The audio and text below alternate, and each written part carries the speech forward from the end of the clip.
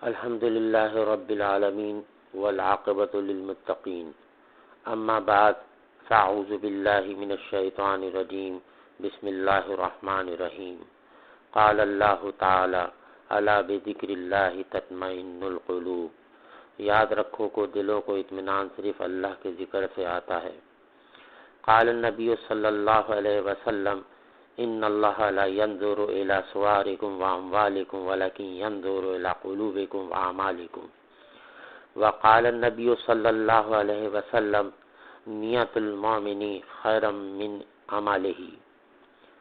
مومن کی نیت اس کے عمل سے بھی زیادہ اچھی ہوتی ہے۔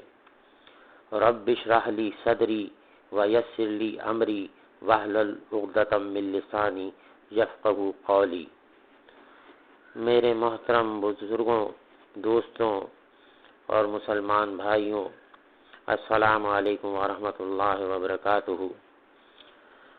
میرے محترم بزرگوں اور دوستوں، عرض صرف یہ ہے کہ دل کو پورے جسم پر فضیلت حاصل ہے، اور ہم آج موجودہ دور میں جو پریشانیاں اور مصیبت کا شکار ہیں وہ کیوں ہیں، جبکہ اللہ تعالیٰ نے قرآن پاک میں فرما دیا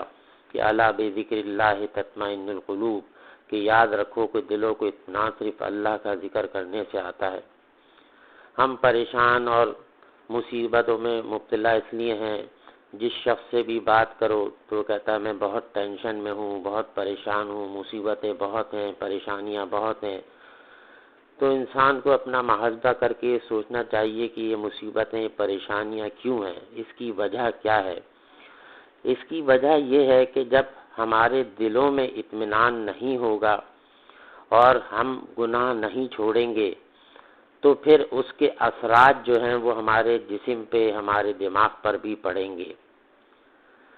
تو اس کی وجہ یہ ہے کہ ہم کو سب سے پہلے گناہوں کو چھوڑنا پڑے گا۔ چنانچہ ہمارے مشائخ اکرام نے کہا ہے کہ انسان گناہ کرنے سے اللہ رب العزت کی نگاہوں سے گر جاتا ہے، اور اللہ تعالیٰ اس کے اعمال کی توفیق چھین لیتے ہیں۔ اور سب سے پہلے جو توفیق چھینتے ہیں وہ یہ کہ اس کو رات کے آخری پہر کی مناجات کرنے کی لذت سے محروم کر دیتے ہیں۔ آپ نے دیکھا ہوگا کہ کئی مرتبہ بندہ تہجد میں اٹھتا ہے لیکن اس کی دعاؤں میں کوئی حلاوت نہیں ہوتی، بلکہ دعا مانگنے کو اس کا دل ہی نہیں کرتا۔ دعائیں مانگتا ہے لیکن دل میں سکون نہیں ہوتا، بلکہ وہ دن کے گناہوں کی وجہ سے بندہ رات کی عبادتوں سے محروم ہو جاتا ہے، کیونکہ جو وہ دن بھر جو گناہ کرتا ہے اس کے جو اثرات ہوتے ہیں اس پر پڑتے ہیں، جس کی وجہ سے رات کے اندر جو وہ عبادت کرتا ہے تہجد میں اٹھ کر تو اس کی حلاوت اس سے چھین لی جاتی ہے۔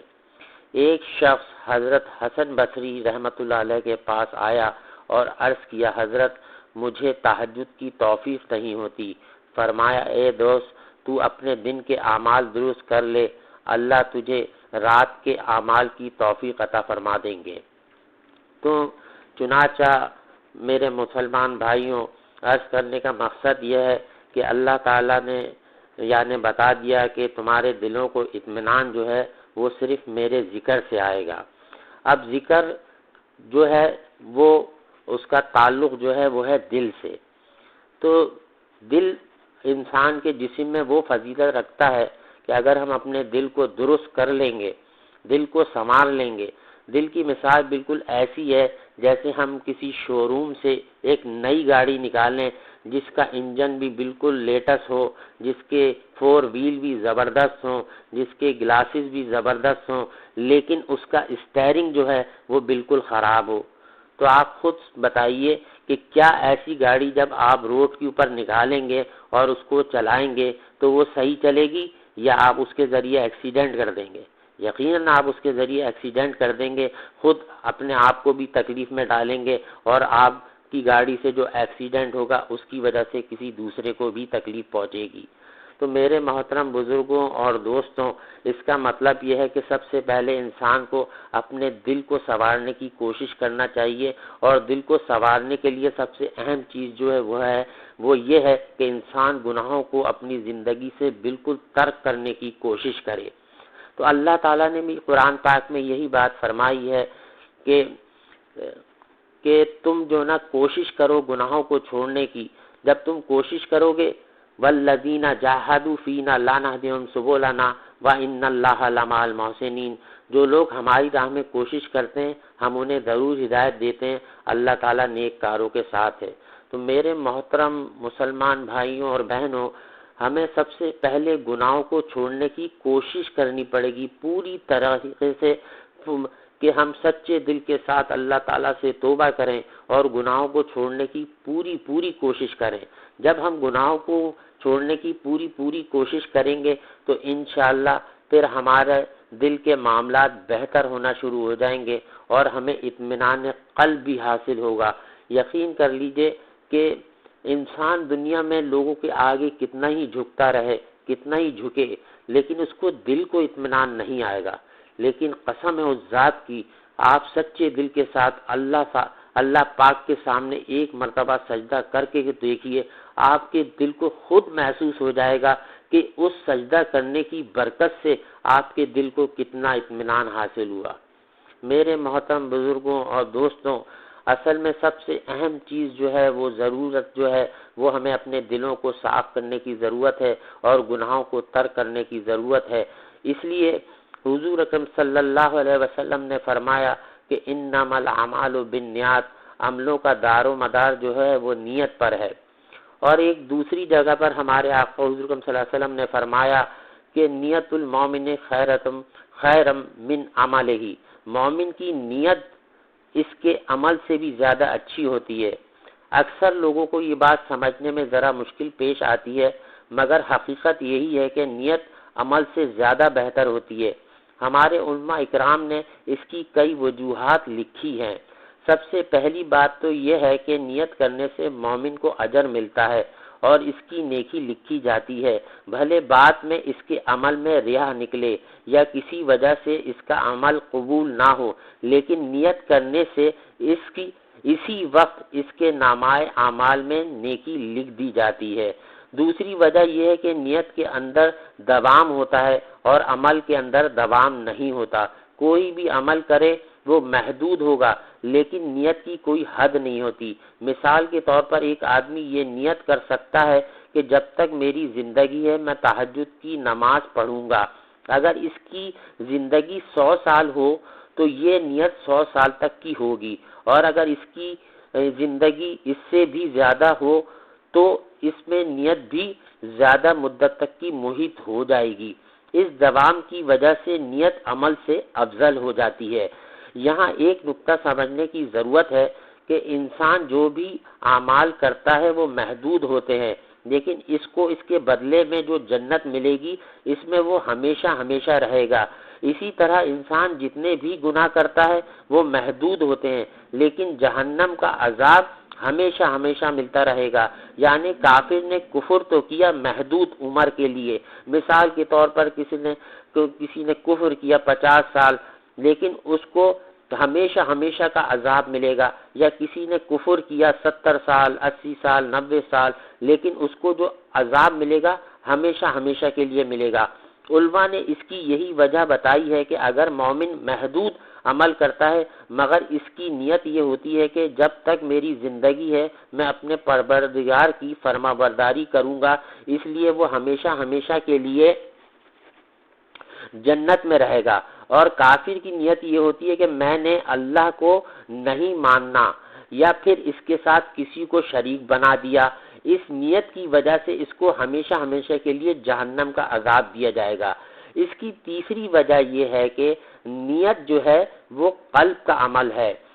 اس قلب کو پورے جسم میں فضیلت کا مقام حاصل ہے، کیونکہ وہاں پر انسان کی معرفت حاصل ہوتی ہے، انسان کو معرفت الہی حاصل ہوتی ہے، لہذا قلب کا عمل باقی تمام جسم کے اعضاء کے عمل پر فضیلت رکھتا ہے۔ اس لیے ہمیشہ اپنی نیتوں کو ٹٹولتے رہنا چاہیے، اس کی نگرانی کرتے رہنا چاہیے کہ ہم جو کام کر رہے ہیں کیا واقعی وہ اللہ رب العزت کی رضا کے لیے کر رہے ہیں یا اس میں کوئی اور مقصد تو نہیں ہے، اس میں کسی قسم کی ریاکاری تو نہیں ہے۔ تو ہمیں جو ہے اس چیز کو اچھی طرح سمجھنے کی ضرورت ہے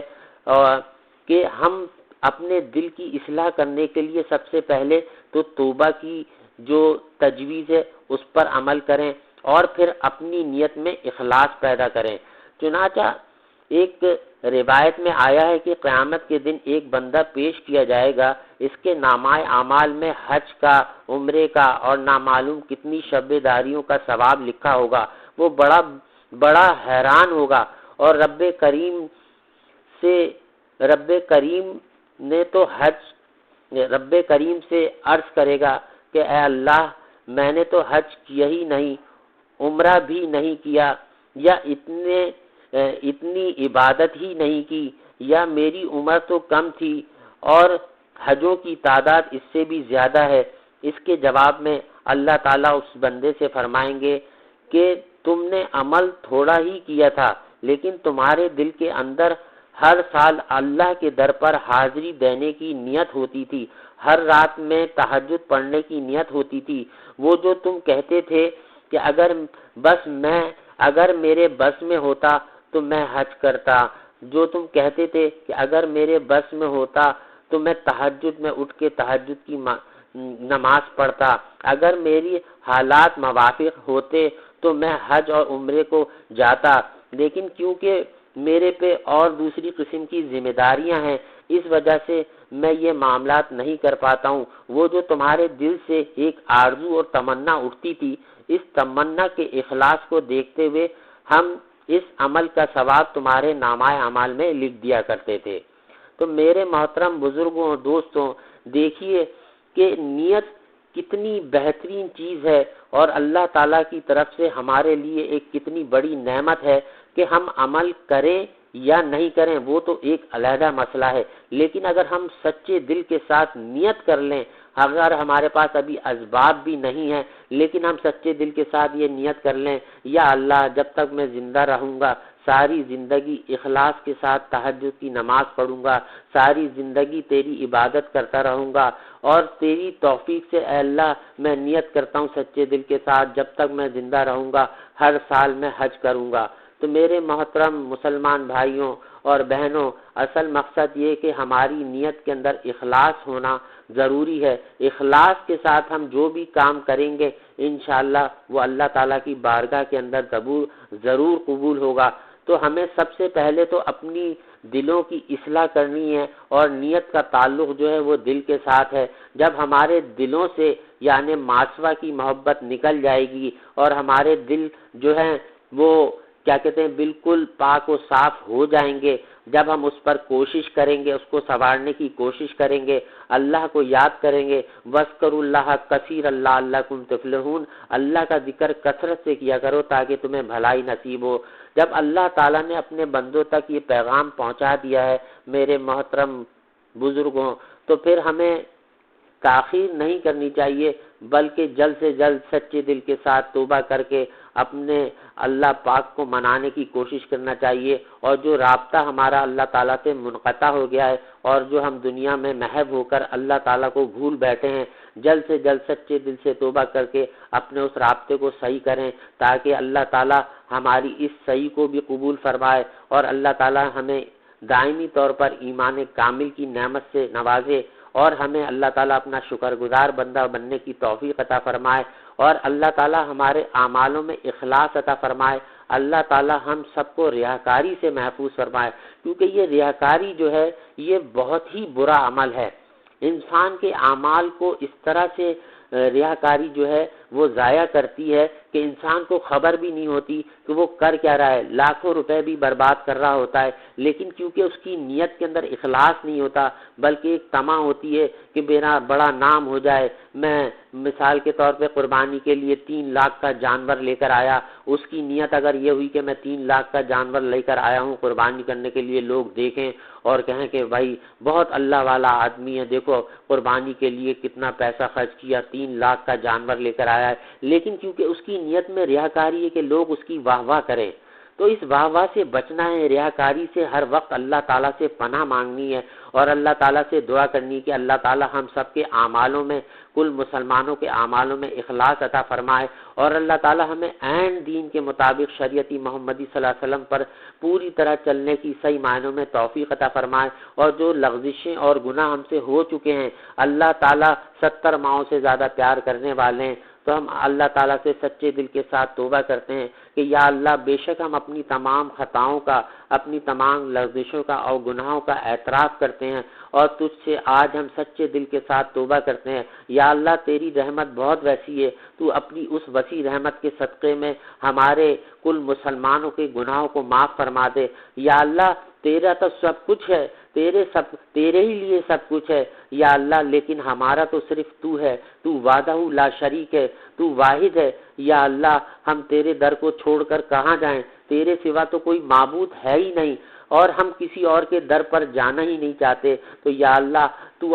تو اب ہم سب کو اپنی سرپرستی میں قبول فرما لے، مانا کہ بہت خطا کار ہیں، بہت گناہ گار ہیں یا اللہ، لیکن ہمارے گناہوں سے زیادہ بڑی تیری رحمت ہے، تیری وسیع رحمت جو ہے اس کے کیا ہی کہنے۔ اے اللہ تو نے کروڑوں اربوں خربوں خطا کار گناہ گاروں کو معاف کر دیا ہے۔ یا اللہ تو اپنے محبوب کے ہم امتیوں پر بھی اپنا رحم و کرم فرما، اور یہ جو موجودہ حالات کے اندر بیماریاں، مصیبتیں، پریشانیاں آئی ہوئی ہیں، یا اللہ پاک ہم سب کو ان سب سے محفوظ فرما اور ہم سب مسلمان بھائیوں میں اتحاد پیدا فرما اور ایک دوسرے کا عزت و احترام کرنے کی ہمیں توفیق عطا فرما، اور ہمیں کینہ، بغض، غیبت، جھوٹ، ریاکاری، تکبر، حسد، غصہ، تمام باطنی اور جسمانی بیماریوں سے اپنے فضل و کرم سے ہم سب کو نجات عطا فرما، اور آئندہ بقیہ ہماری جتنی بھی زندگی ہے یا اللہ پاک ہمیں صحیح معنوں پہ صراط مستقیم پر دائمی طور پر چلنے کی توفیق عطا فرما۔ وآخر دعوانا ان الحمد للہ رب العالمین۔